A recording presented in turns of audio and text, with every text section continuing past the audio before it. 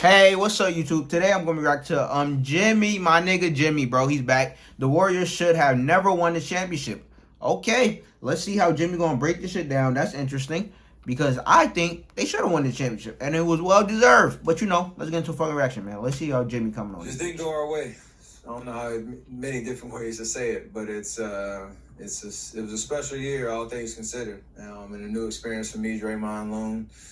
Tried to make the most of it. That's from last season, I think. Bottle this up, everybody make the right strides. Oh yeah, the play-in when he lost to the Grizzlies. Don't want to see us next year. He tried to beat the Lakers, but it didn't work out. It's over. The Golden State Warriors return to a familiar place. They're on top of the NBA world. They're back on top, baby. 8 years, the Dubs dynasty is still very much alive. He called it. Against all odds, the Warriors are now the 2022 NBA champions. Yeah. Somehow, this team that was dead in the water just 2 seasons ago has been crowned NBA champions. But this team had no business even being here in the first place. This Warriors team was never supposed to win this championship. A full of has-beens and fringe players making a run at a championship, it's impossible. Well, at least it should have been impossible. But they've got Stephen Curry. And as I was watching Steph completely dismantle the Boston Celtics on their home court. Bro, it was nasty. Curry, like, except for that one game where he dropped, like, 16 points. But it was like he was still being productive because he was still playmaking and shit. But, bro, Curry was dismantling this fucking defense so much. And it's like, nigga, Marcus Smart, my nigga, defensive play. Bro, coming into the series, bro, nigga was like, Curry was shooting, like, 35%. From 3 or from the field or whatever against Marcus Smart, fucking doing, you know, the regular season when they was going up against each other, for the past like 2 seasons or whatever. But they mainly, like, you know, went up against Steph when it was just only him, my nigga. It was Curry and a bunch of fucking role players, bro. And it was like, nigga, okay, going into the series, people was like, nigga, Marcus Smart gonna lock niggas up and shit. Nigga, where, nigga? Curry was cooking that nigga. He exposed him. He exposed that man, bro. Like, come on. Man. To close out the finals, I thought to myself, I'll more than likely never see another player like this in my lifetime. What Steph is doing cannot be duplicated or repeated. He is truly a one of one. And I think it's time to take a closer look at where he ranks among the greatest players to ever play this game. Because the Warriors should have never won this championship. Interesting. I want to hear this. Today's video is brought to you by SeatGeek. Sorry, Jimmy. If it's easy, but it's crazy. What's it called? Thing about it is that like both of the defense player of the year candidates, Mikal Bridges and fucking Marcus Smart, both got cooked, bro. Both got cooked. Mikal Bridges got cooked by Luka. Luka was dropping 40 on that nigga head, and Marcus Smart got cooked by Curry, bro. And Curry dropped 40 on that nigga head. It's like, bro. It's a damn shame. Final seconds here of this 2018 NBA season. There's the buzzer. There's a new dynasty in the NBA. The Golden State Warriors. Hey, Nick Young. Once again, back-to-back titles, 3 in 4 years. Nigga KD, man. Do y'all remember exactly where you were and how you felt when this happened? I do. I vividly remember watching the Warriors dismantle the NBA. I liked it, to be honest. Year on their way to an all but certain championship. I remember sitting idly by as my favorite player was getting walked out of the building in the finals. Yeah, I felt sorry for LeBron, but honestly, bro, I liked it, bro, when fucking the Warriors had KD, nigga. It was fucking fire to fucking watch. Like, nigga, I was having fun watching this shit. Idly by as my favorite player was getting walked out of the building in the finals. Which KD's down bad now, bro. And it felt perpetual. Like Curry won one before him and after was him. Never going to end. And I would spend the rest of my days watching this unbeatable, unstoppable Goliath of a basketball team make quick work of every single organization that stood in their way. I felt hopeless. The Warriors pushed me to the brink of insanity, and it was never going to end. Or at least that's what I thought. Ibaka trying to stay with Durant, knocks it away, and Durant slipping. Yeah, that sucked. Bro, when they both got injured, bro, that was so fucking ass. Because, bro, the Warriors could have fucking three-peated, bro. It's like, that's some bullshit. And Thompson grabs his left knee. And Curry was like, bro. Oh, yeah, that was rough. He's on that left wrist. Oh, look at Draymond. A 5-year run, cementing their spot as one of the greatest dynasties in NBA history, all came crumbling down in a matter of moments. Goliath had fallen, and for the first time in half a decade, the door was open for other teams to win it all. The Raptors won their first championship in franchise history, the Bucks won their first championship in half a century, and the Lakers were crowned champions for the first time in a decade. The Dragon had been slayed, and I could now rest knowing the Golden State dynasty was behind us. Please, Curry has something to say about that. 6 NBA Finals in 8 years. 4. But bro, you gotta give so much credit to the fucking Warriors on front office, because bro, they did an excellent job drafting and fucking developing they fucking players, bro. And Steve Kerr with his system. Hey man, Steve Kerr got a fire ass system, man. 6 NBA Finals in 8 years. 4 NBA championships. A remarkable Yeah, that's tough. by any measure that only a handful of teams in the history of NBA have accomplished. Congratulations, you are the 2022 NBA champions. I couldn't have been more wrong. Because somehow, despite injuries and roster changes and ups and downs and everything in between, the Warriors are champions once again. Yeah. We said they were getting too old. We said they were too injury prone. We said the roster looked like a G League team. We said they couldn't win without Kevin Durant. Yeah. And they proved us all wrong. Well, I didn't say that. I still thought they was a threat, my nigga, even without KD, nigga. In my personal opinion, KD went there. You fucking obviously know to win a fucking ring, but it's like I think they both benefited from it, obviously, because like, bro, and it's like, bro, I'm getting narrative that like Stephen Curry should have like tell KD to leave and shit. It's like, nigga, what? Nigga, I'm not turning down Kevin Durant to come to my team, bro. It's like, nigga, that's chips, bro. That's chips. Like, nigga want rings, nigga. So it's like, bro, if KD want to join me, nigga, I am fucking accepting that man. Like, bro, I'm accepting that. I'm accepting him.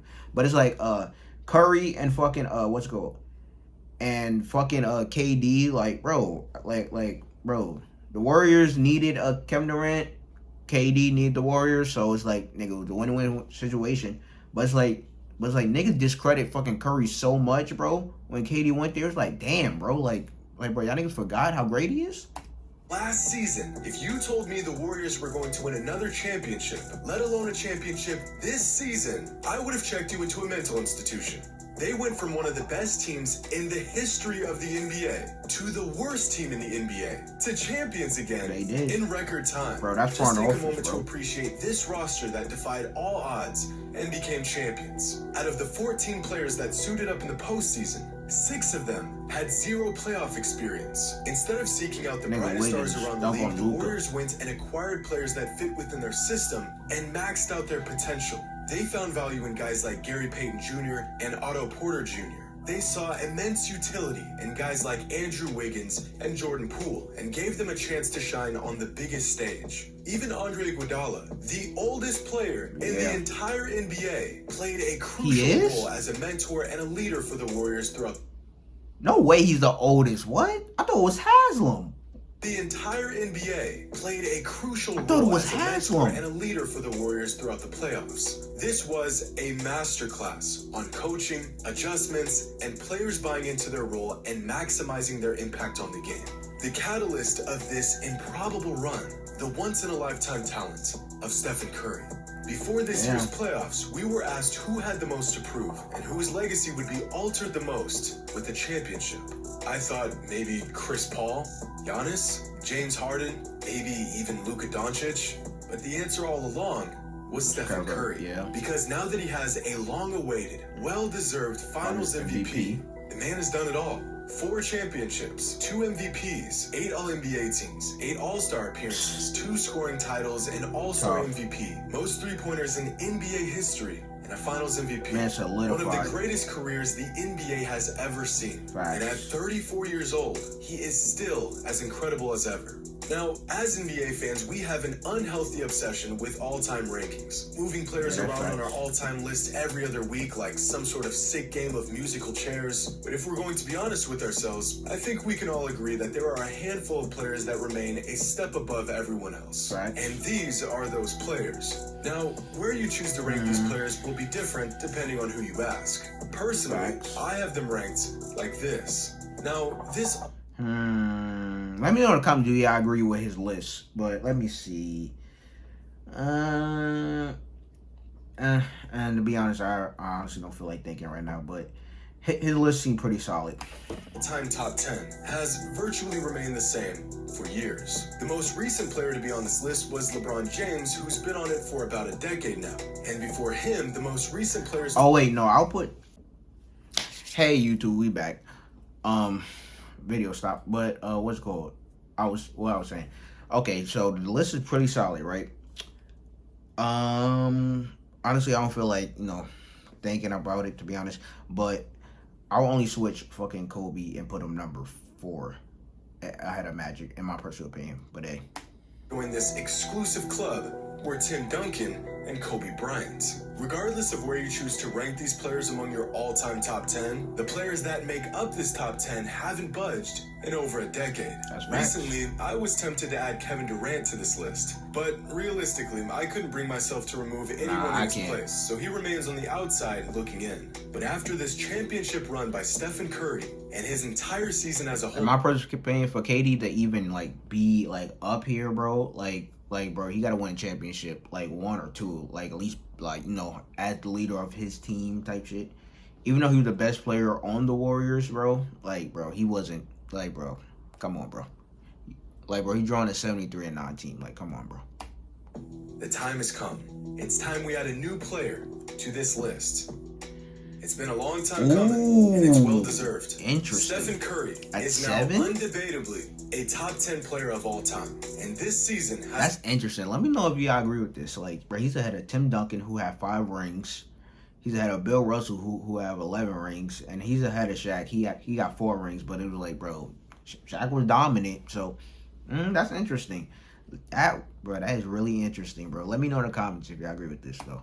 Entered his spot on this list.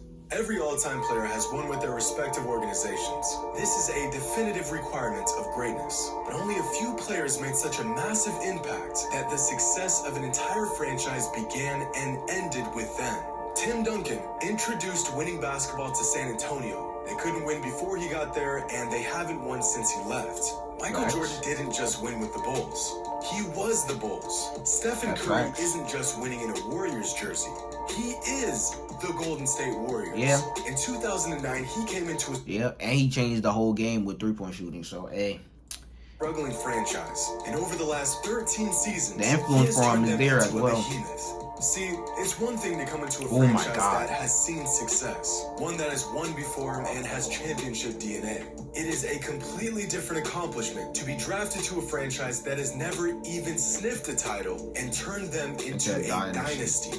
Russell did it, Mike did it, Duncan did it, and Steph has spent the last decade doing it as well. But you don't have to watch Steph tear your favorite team apart to see his generational impact. Steph is as important to the Warriors' success as any player has ever been to any team in NBA history. Here's a chart of the top 10 players all time and how many wins they added to their respective teams over the course of their entire career. For example, throughout Wilt Chamberlain's career, his team won 7.5% more when he played versus when he didn't play. That's Shaq's crazy. teams won 15% more when he played versus when he was sitting out.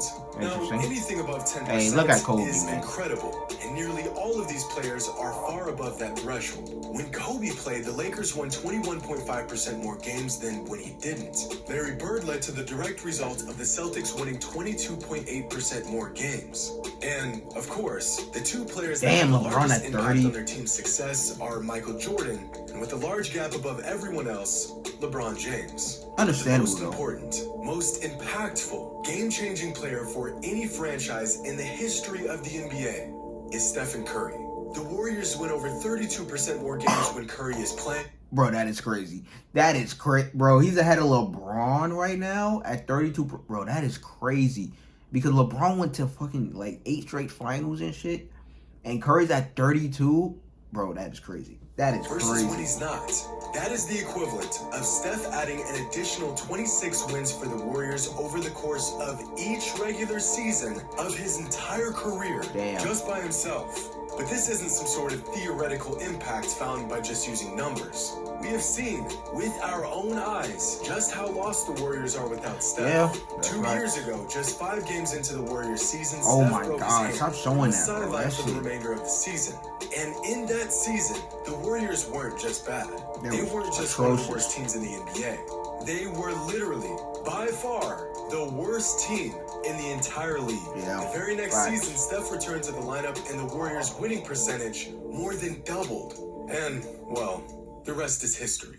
No matter which players come and go, regardless. That shit should have really made the playoffs, to even be honest. But the whole playing shit make it so that AFC gotta, participate in that bitch, which is like, bro, come on.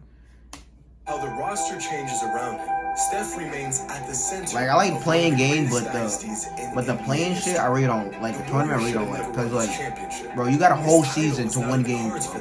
A long shot at best. Just 10 years ago, it was almost unanimously agreed upon that a team could not win a championship off of three-pointers and jump shots. It was believed that you could not win a title with a point guard doing the heavy lifting for your offense. That's facts. 2015 was a fluke. 2016 was a blown lead. The next two, well, those don't really count, right? They had Kevin Durant. All they do is shoot threes. He's too small. They're injury prone. The Warriors aren't even excused. Durant will be a finals. I wouldn't bet against us. Hey, to end up this video, I'm gonna say what Curry say, man. What are they gonna say now? What are they gonna say now? Come on, man. It's like, bro, now Curry got his fucking 4th championship, bro. He won one before KD got there. He won one after KD got there. So the narrative of like, bro, KD fucking like carried this man to fucking championships and shit. Nigga, weird, bro. KD still haven't even made it to the fucking finals yet, bro. I get it. The Nets was fucking injured, but injured and shit like that. In my personal opinion, I think Nets could have been made to the playoffs. Not the playoffs, the fucking finals, and probably would have won if they didn't trade for fucking Humpty Dumpty James fucking Harden. Like, bro, they should have just kept the core that they had with Spencer Dinwiddie, Jared Allen, and fucking Karis LeVert and shit. And it's like, bro, you just adding on to like the great season that you just had with fucking KD and Kyrie. Like, bro, why are you trading for James Harden, bro? Like, I don't know. But hey, Curry, shout out to the fucking Warriors, man. They fucking won their 4th championship, bro. Bro, it's just amazing to see. But like, comment, subscribe. If there's anything else you want to interact with, down below in the comments. But check it out. And next one.